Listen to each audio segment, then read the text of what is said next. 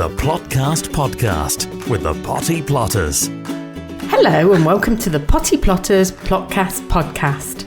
This is episode 6 of season 2 and I'm Julia. And I'm Elaine, and I haven't got a Radio 4 accent like you, Julia. I've got all Radio 4. You did, definitely. Gosh, how interesting. Let's slip back into my Derbyshire. That's right. Okay, then, crack on. Okay, in this episode, we're going to be talking about water and slugs. Mm-hmm. And how to keep them under control. Big stick, yeah. And we're also going to be talking about sand and how to use it on the plot. Oh, right, yeah. And can we have a drum roll? I'm sure Gareth could do this for us. We have got what we consider the King of Allotments, Rob Smith on. We've interviewed him, haven't we, Elaine? Yeah. Yeah, you're a bit gooey-eyed, aren't you? Well, no, because I think he knows what he's talking about. He does, and he's a northern lad. And he talks like we do. Yeah. That's what we want. That's what we like. Well, let's just say I think he was relieved he was at a safe distance when he spoke to us. If you'd like to support the podcast, you can leave us a tip at ko-fi.com/thepottyplotters. That's ko-fi.com/thepottyplotters. And we'll love you forever. Right. Updates. We're all sat round the table. We are. Pensive we here. are, yes. Yeah, so you sprung upon us some microgreens in a little tin. Yes. And told us all we had to do an experiment, didn't you? Well, I thought it would make for interesting listening in that you do see a lot of things online, and I'm always curious as to whether they really do work. So I do class them as presents to you both, obviously. Do we need to get in early with the excuses? This was like homework, wasn't it? Yeah. Cat ate it. Oh, right. I don't think so. Forgot to plant it. Well, I didn't forget. I wasn't here for a couple of days, so I didn't want to do it while I wasn't here. The other half was a bit ill, so we kind of waited. So we're probably a little bit behind you two. Oh, well, I said that. A little bit behind you. Me? Yeah. Right. I mean, I'm looking at the dazzling array of Julia's. I mean, what was it that you took? Right, so I took... Well, yes, let's start at the beginning. Okay. So each of you, you were given the opportunity to have any tin. Yes, we were. Not any tin. There were three of them, but I was last. I got what was left. Okay. So, Julia, you had... Red Mazuma. And Gareth, you had... Rocket. And I had radish. Okay, then. So, Julia... I'm laughing because it's a pity this isn't filmed, although Gareth can do that. Yeah. Is that you've got an array now of seedlings in different stages of growth. Yes. And all you've got to do was read the instructions. I mean, that's all we have to do every week when we do this, but we never do it. So now then, explain. It's no good just throwing your arms up in the air and about to talk. Well, What's happened? I read the instructions where it said that I was to put warm water onto the coir. Okay, so it's a little disc of coir. Yeah. Now, my experience... I think, actually, we ought to go back a step and for people like me, explain what you mean by the word coir. Coir is really the bits that are off a coconut. Yeah. That's the best way of describing them. They have travelled a very long way because we can't grow coconuts in this country at the minute. No. And then they are compressed into little discs. Yeah. And you can buy them in almost like bricks, can't you? Yeah. In the garden centres. Yeah. And normally, when you put water on, they literally explode. And what was one brick suddenly becomes a whole 10-litre bucket full of coir. Yeah. So I was expecting the same effect to happen with the disc. That is about the size of a pound coin. Yes. Okay. So what did you do then, Julia? Well, I put some water on it, expecting it, but obviously I put too much water on it, and it just went like... How can I say, like Weetabix that had far too much milk on it, and it was just sloppy. And then I tried to strain it, but most of it went down the drain. So I thought, come on then, let's start all over again. I've got 4 of these discs, It's first thing didn't work. And actually, when I confessed to it, then you confessed to having exactly the same problem. Don't drag me into yours. You carry on with yours. So then I went to a second disc and put far, far less water on it. Okay. Now, when it swelled up... That's because it didn't say in the instructions how much water to add. No. And my experience, as I say, of coir in the past is it needs quite a bit. Yeah. So then I did the next one. And I thought, well, there's still not much coir there, even now it's swollen up. So it'll never be enough to fill the bottom of my tin. So what I'm going to do is put it in the tin lid.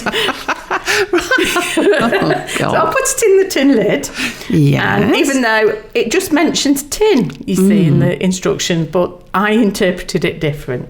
Okay. So then I squashed my coir on it and I sprinkled the amount with the scoop of the seedlings, and I then covered it as instructed with a piece of cardboard and put it somewhere warm and left it to germinate. And they have germinated. They have. And I would say most of them, they're quite small, but I think that's the seeds themselves. So when we go on to yours and when we start oohing and ahhing about yours, your seeds were significantly bigger than ours. I'm just going to say, I got what was left. Absolutely. I didn't get the opportunity to. Don't even think you're coming in yet, Gareth, because you're not. So, Julia, I also see then a takeaway container that's also filled with seedlings. Well, then What's happened? Well, then I looked at it and I thought, well, that's all right, but I bet I could do this with a takeaway. So you've gone off-piste and decided to do your own thing. I just thought, there must be other ways of doing this. And, you've obviously been out and spent your hard-earned pocket money. Yeah, I have. Wasted time, obviously. But nevertheless. So I thought, well, I think I could do this very cheaply with like a packet of seeds that I've maybe perhaps had half open that I've at the end of the season that I want to try something new, or I don't know whether they're going to germinate. So all I did was put a damp piece of kitchen towel at the bottom of our takeaway container, sprinkled the seeds, same seeds, and covered it and clipped the lid on the takeaway container and put it in a warm place. And look, exactly the same. It has. It's worked really well. It's worked. So, And then I thought, now, was it last night or the night before, Gareth? We had a message, didn't we, saying, you must bring your homework to the next recording. I think the teacher sent the homework. Was it I think it was last night. Yeah. So I thought, oh my goodness, I'd better set some as per the instructions. So as per the instructions, that is the one that is in the container, the deep container part of it. But still, I don't think there's much coir in there. But, I've done what it said and they've all germinated, so... So there you go. The experiment has worked, and it's worked just as well, though, with the seeds in your own takeaway container. Well done, Julia. Thank you. I'm going to get the scissors in a minute and have a nibble. Right then, talking of which, Gareth. Hello. Hello. So, as I say, I was trying to get the excuses in early. So I was working away. I left on Sunday, was back on Tuesday. The other half was ill, so I didn't want to set it and then need some tender loving care while she was ill. So I got them set on Tuesday. So we followed the instructions. Yeah. We put the coir in and sprinkled the seeds on. It's been in the airing cupboard, which isn't really an airing cupboard now because we don't have a boiler in there. So they have sprouted, but they're a bit yellow. They don't look like rocket. They're not. They don't look tempting, do they? No, they don't really at the minute. So what's the next step, teacher? Right, well, before we get on to that, Gareth, you've done quite well. I'm just going to put my finger on the coir just to see how damp that is. Oh, that's okay, yeah. Right, okay. Well Top done, but mark yes, so far. they have gone yellow simply because they haven't got any light. And what we need to do is to take the top off as soon as the seeds germinate. So I think if you put those in the windowsill, they'll turn green. Okay. Good luck in finding a windowsill. Right, okay then. Well, Where we the will. cats doesn't go. Okay. And Oh, then there's Lord. mine, Here we actually. go. Here we go. No, teacher's Here we go. Now yes. then, I got the radishes. I was dumped with them, Yes. but nevertheless, You like radish? they don't do anything for me, really. And all I've done is, Follow the instructions? I did follow the instructions, Gareth. However, I have to confess, when I got my coir disc and added water, I did exactly the same as Julia and ended up with a big sloppy mess. So I used my initiative and I chucked in another disc, which soaked up all the moisture straight away. I never thought about that, you see. It just went down the sink. So, with your experiments, Julia, does that mean that is all you're going to have now because you've used all the coir? I've got one coir disc left, but of course I've got plenty of kitchen towel. Yeah, so that will work. And mine, I think, are ready to eat because they look quite magnificent. Oh. I haven't used the lid like Julia has. And, they look all right. So purple radish aren't like proper radish then? They don't develop the Is it a bulb you call it? The radish bulb at the bottom? The seed, it would just develop into a radish, yeah. Will they? Well, it should, but I don't think this will because it hasn't got the depth. Well, they've not got the room to grow now, have they? No, because I've grown it just and pop them in. Yes, that's another little experiment then. So pricking out. Looking at the mass of rocket. Yeah. If there's actually enough room for it to grow, for it to become useful, because you use a bit of rocket on a side salad, but you're not going to use a ton of it, and there's quite a lot of seedlings there. Yeah, but you're not. Is it survival of the fittest? You're not. Yeah, but you're not pricking them out, are you, Gareth? You're just letting them grow, so they're not going to grow any bigger than that. No, so that's not even a meal's worth. No, but what we're going to do is take them. It is, Gareth. That's the word. So, what we can say about that I did do a little bit on kitchen towel as well, Julia, because I can't resist it. And you've had better success than me. Yeah. So they have sprouted, but there's not going to be a glut. The other thing is they don't taste of chocolate. No. Okay. So, what's the point of doing them? The Plotcast podcast with the Potty Plotters. Elaine, moving on. Yes. You've been using bits from the kitchen to cover up your bulbs, haven't you? Didn't you have a colander out or something? I did, yeah. And all I've done is I popped the colander upside down onto the top of a plant pot, and I thought, well, it's risky because it could well be that there's light that now is being, it's putting all the bulbs in shade. But what I can say is they've all popped up. Oh. Yeah, and there's no damage whatsoever because nothing else can get in there, and it clipped perfectly to it. So it is something to do in the future. Oh, so that present that I bought you for Christmas, was it useless then? No, yours is a bit big, that's all. Oh. And what I've done is I've put that on a big pot, big terracotta pot. So that's protecting those. But the main thing is that the colander fits lovely straight over the top. Why not? Okay. And the snapdragon seeds, can you remember I think Gareth did a video of it even, where I was using my little cocktail stick and pricking them out. I can say it's been very successful. And mine have been too. I'm just a bit worried now as to what I'm supposed to do next. Prick them out. See, you didn't do the cocktail stick, did you? No. You just scattered them. I did. Whereas I've used the cocktail stick, put them in each cell, and now they're happily growing along. So we're already on the first set of true leaves. Oh, yeah. So, yeah. Okay, well, I'm not, but I moved mine into a cool area. Yeah. Not into the greenhouse, no. But I've moved them into a room in the house that is cold. Well, I think it's quite cold.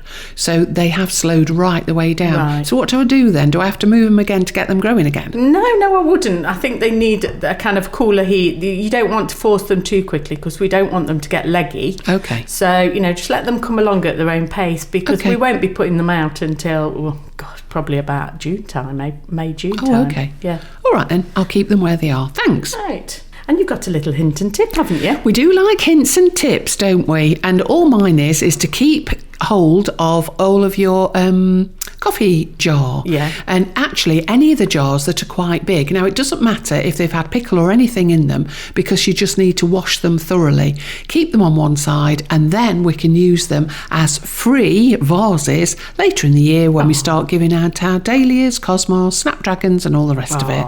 That's lovely. Doesn't matter then, you don't want them back, but they really do work. Yeah. Particularly if you're doing something for perhaps donations. That's always nice, isn't it? If you're doing a Macmillan or something like that. Yeah. Why not? Yeah. Keep them there. And then people have got them in the water vessel, so it keeps them nice and healthy until... Well, much easier to pick them straight in. Yeah.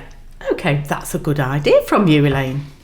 You sounded like that was a shock. Hints and tips for shortcuts to success. The Potty Plotters Plotcast. Water.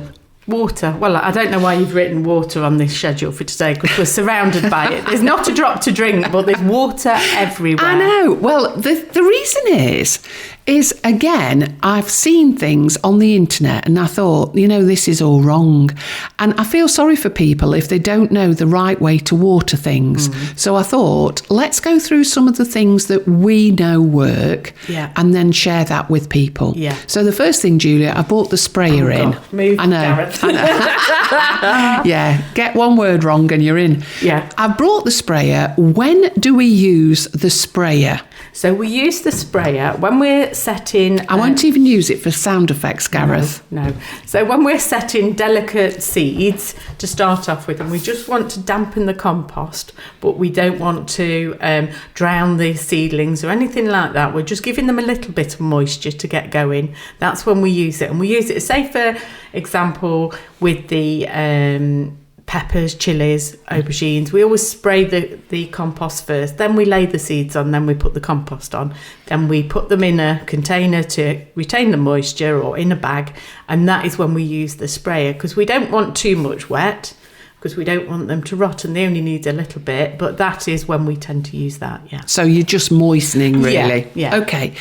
Right then, we also talk, particularly when we get doing loads of seeds, we talk about watering from the bottom. Yes. Now, I know that people have asked us in the past, what do you mean by that? Because, of course, we know, we can visualise it and we do it. But what does that actually mean? So what that means is get yourself some kind of vessel that's obviously not got holes in it and fill it with water. Like a washing up bowl? Washing up bowl, a seed tray without any holes in, something like that, and fill it with water about halfway up, and then all you're doing is moving the cell trays that you've perhaps got plants in or where you're going to be setting seeds, and just dunk it in the water. And when I say dunk it, I mean sit it in the water, and all that'll happen is, of course, your cell tray or your cells will have holes in the bottom, and that will just suck up the moisture, so you're not disturbing the top of the plant in any way. It's just taking up what it needs. So at the moment I've got some chilies. They've sprouted, they've germinated, and they're about an inch and a half tall.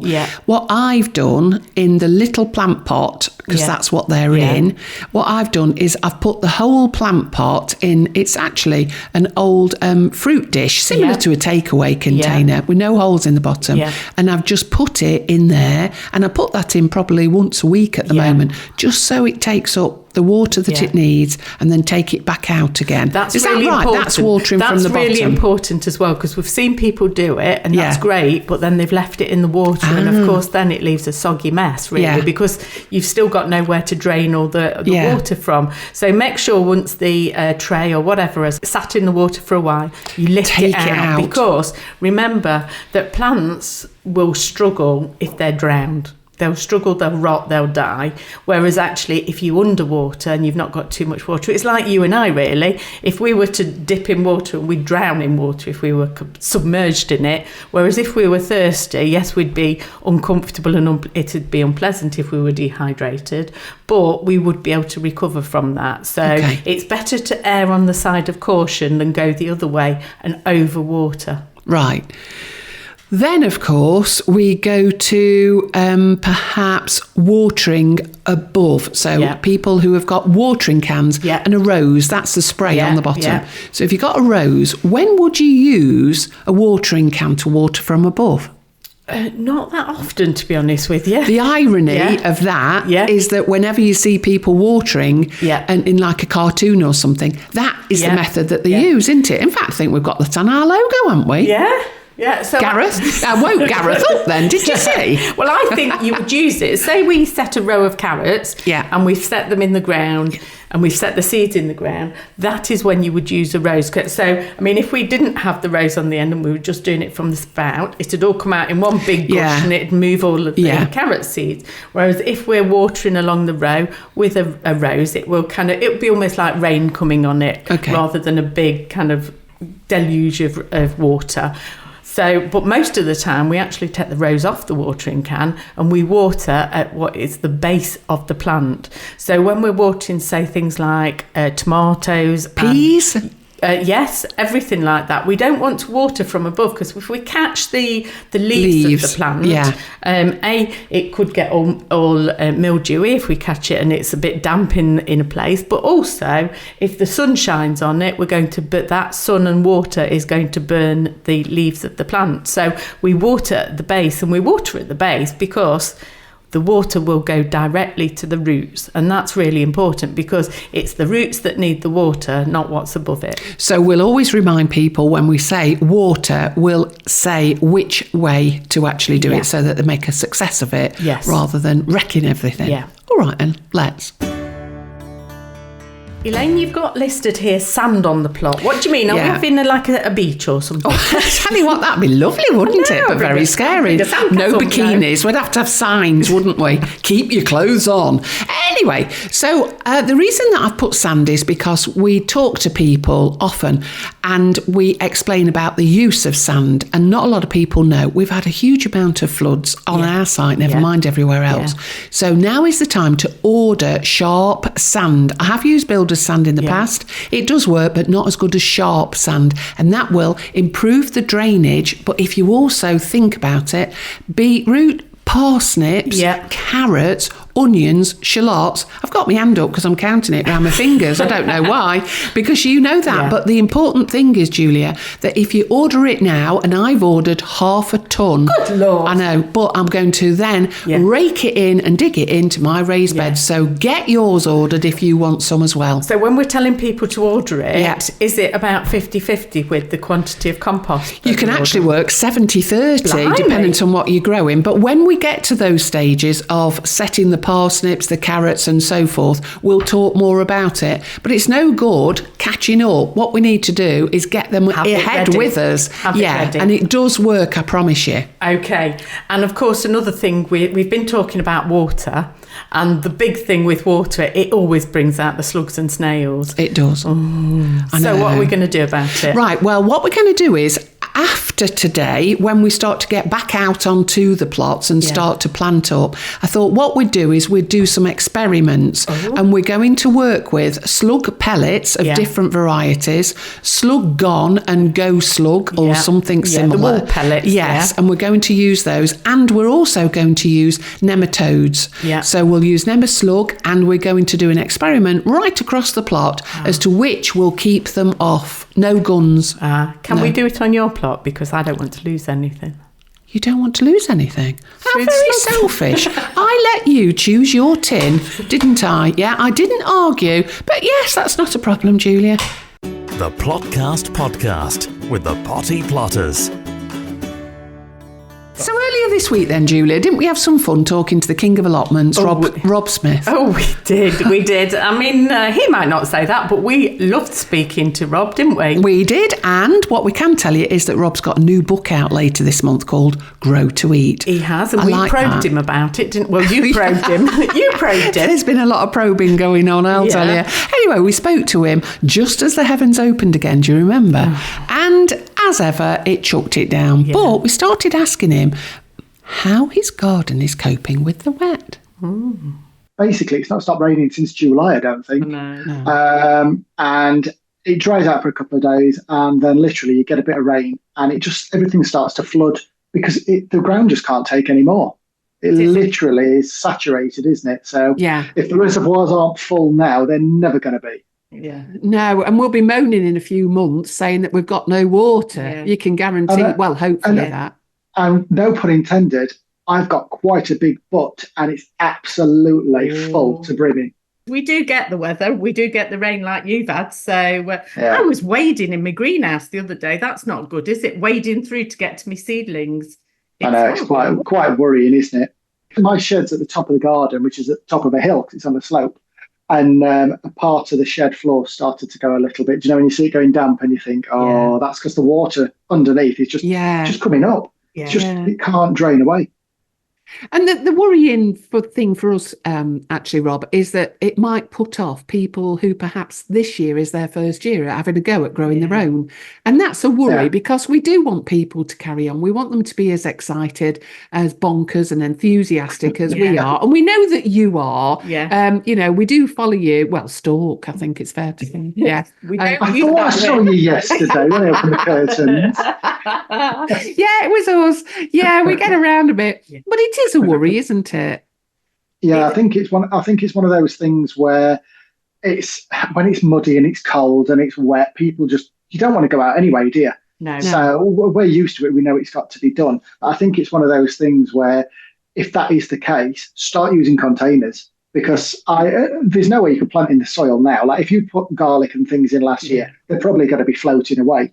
So I've started over the last few years. I sow everything normally in raised beds or containers to plant out in the spring, because I just think otherwise you're just setting yourself up for heartache. Yeah. And it's a long season then if you can't get things in the ground. I mean, we've got a new plot holder and she's lovely and she's really, really worked hard, and her plot is completely underwater. And we looked at her the other day and she could have burst into tears with us. And we said, you know, in the summer months, hopefully it'll pay off, and, you know, the work that you're putting in and the fact that we've got the high water table will work to our advantage. But she can't see that positive side that we kind of look forward to.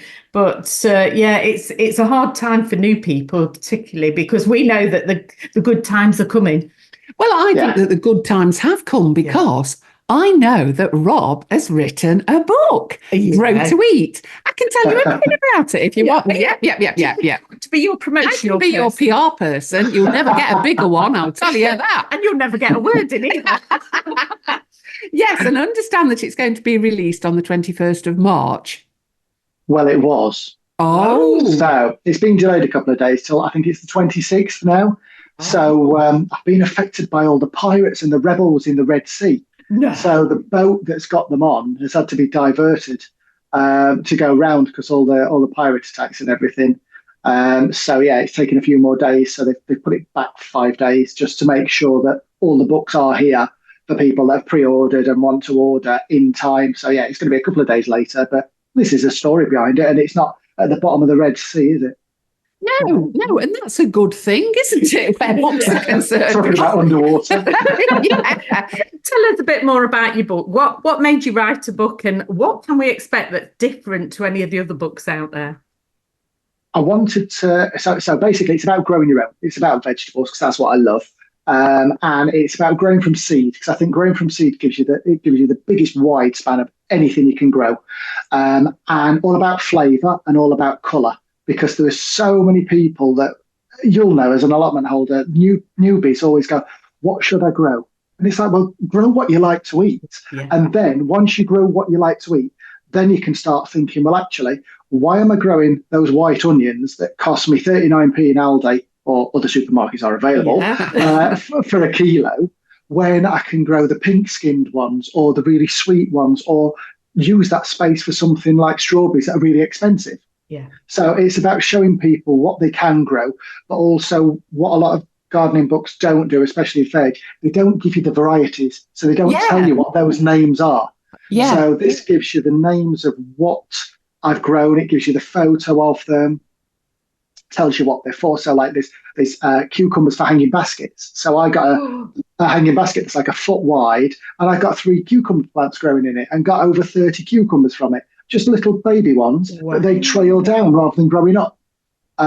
Things like that. Things like potatoes that are blue inside or red inside. So when you cook them or make crisps or mash, it's totally different. And especially if you've got kids, we used to call it with my nephew and niece, we used to call it unicorn mash, because you can give them a different colour mash on each bit of the plate. So all those different things that you never see in the supermarket at all. All the different types of tomatoes, the different types of peppers. You've got purple, orange, yellow, cauliflower, all the different things like that. And it's just to try and inspire people. If there's one thing to take away from it, it's don't grow your 3 Gardener's Delight in your grow bag. Make space for just one that's totally different, and you might not normally grow, and you'll not basically regret it because it's a totally different flavour.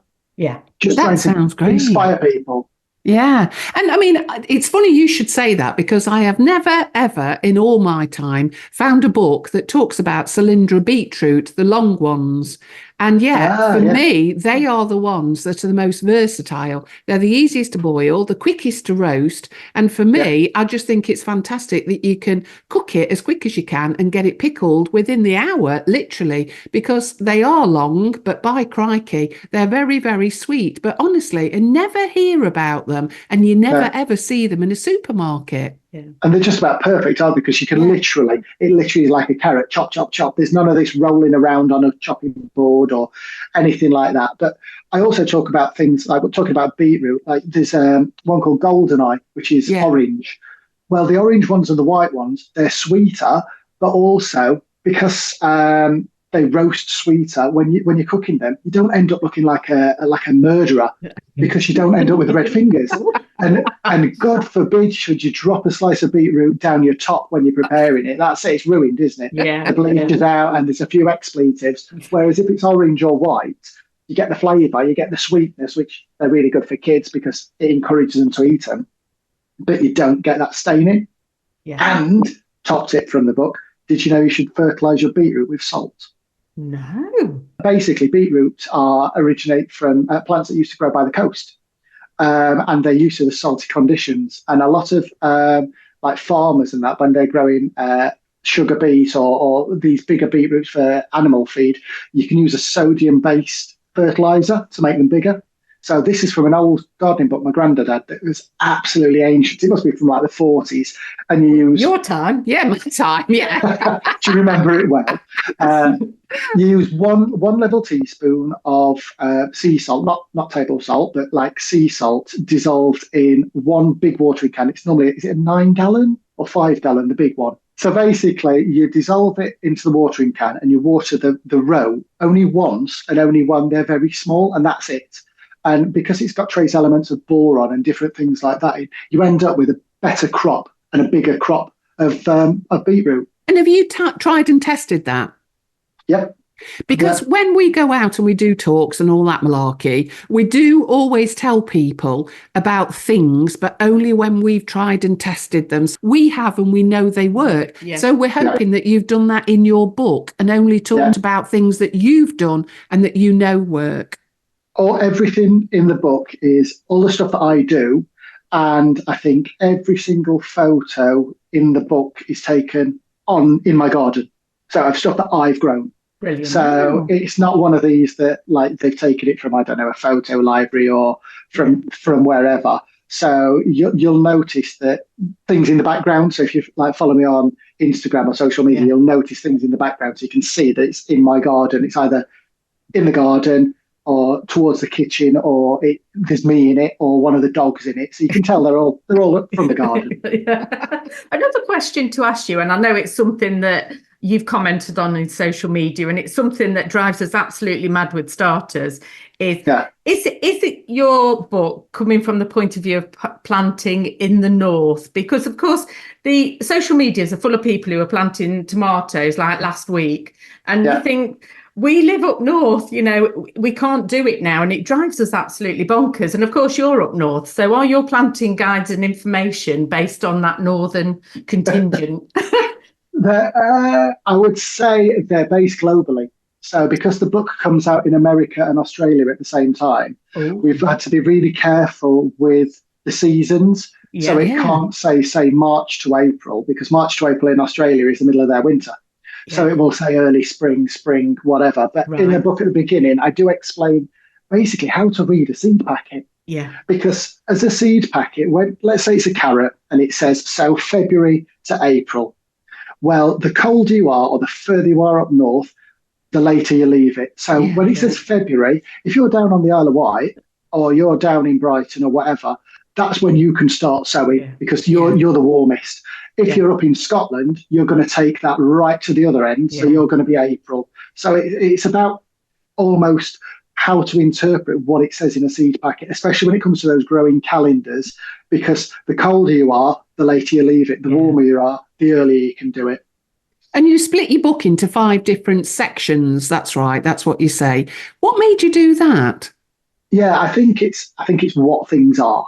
So I think when you've got your root crops, I think it's quite a nice group together to talk about those, because they can be sown or grown in similar ways, or they use similar equipment or similar areas. That's a good idea. Whereas if you said you grouped your potatoes with your tomatoes, you're going to be struggling because one's in a greenhouse normally and one's either in the ground, earthed up, or in a pot. So there's no relative similarity to talk about. Yeah. So I've tried to group them into like root crops.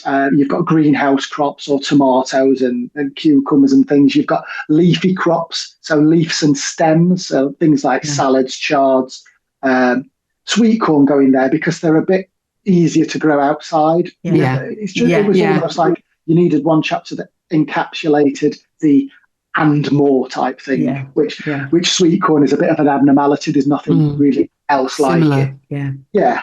And then you've got squashes and courgettes and things like that, which, crikey, they can go on forever, can't they? You've got your courgettes, your summer squash, your winter squash, your pumpkins, your everything else. So it was just trying to make it a little bit easier where things would merge together and be a bit more sensible in your head when you start reading it. And I've tried to explain where they can be grown as well.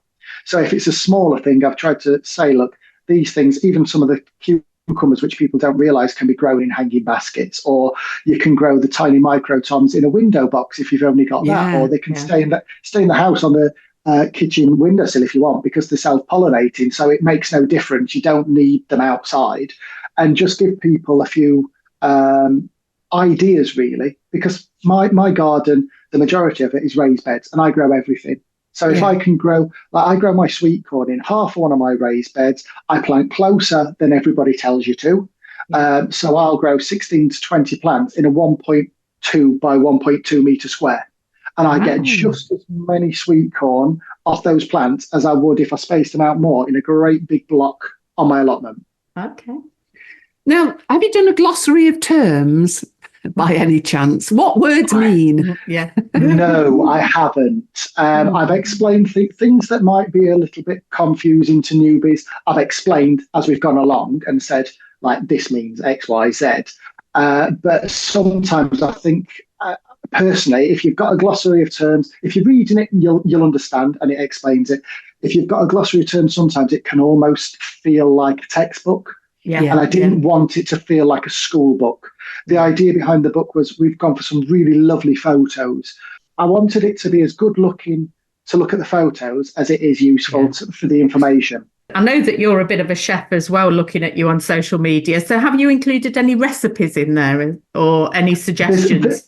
There's a couple of suggestions and things that you can do, especially for things that you get a lot of gluts of. So things like chilies or tomatoes and things like that. Because a lot of people, one of the main things I do with my tomatoes is freeze them whole. And so many people don't know you can freeze tomatoes whole. Just wash them, freeze them whole, and then put them in a bag or a zippy bag, put them back in the freezer, and then you can just take them out. If you defrost them, the skin slips straight off, so they're skinless straight away.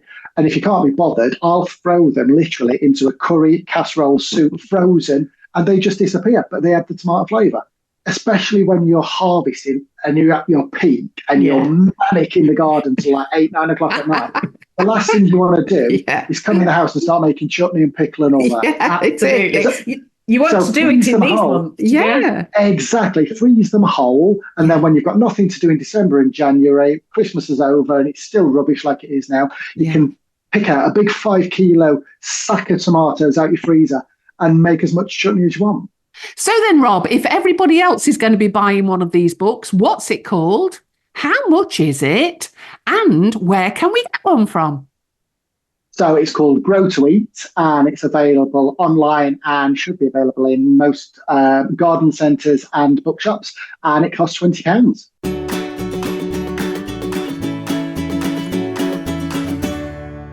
We just want to thank everybody for listening, and if you want to get in touch, well, you know all those social media channels, don't you, Elaine? Yes, I do actually, yeah. Oh, right, okay then. Facebook, Instagram and X at Potty Plotters, TikTok at The Potty Plotters, email us naughtycorner at pottyplotters.uk or check out our website pottyplotters.uk. And finally, we must say thank you to Rob. We really enjoyed speaking to you. And if you do have a book signing, remember to get that, what are they called? Not exclusion orders. Well, you can do, but I quite fancy being his bouncer. The other thing is that if you want to, people can buy us a cup of coffee. Did you know that? Are we going out together? No. They can just do it and Gareth makes it all happen. How do you do it? So, if you enjoy what you're listening to and you'd like to support the podcast, then you can go to kofi.com/thepottyplotters and leave us a tip. It's a bit like when you go out for a meal and you slip a few quid to the waiter or waitress if you have some really good service. If you've enjoyed what you've listened to and you want us to continue, then go to kofi.com/thepottyplotters. That's ko-fi.com/thepottyplotters. And next next time, Yeah. and next time we'll be looking at collecting our own late seeds. Now, another experiment. I know, but it is another experiment, and we're going to talk about tapes. Now, I don't mean tapes of like films and stuff. You're going back to the 80s, 70s, aren't you? Yeah, before you were born. Yeah. Yeah, and let's see how good they are. But we're going to do something different. The Plotcast podcast with the Potty Plotters is an Amberland Media production.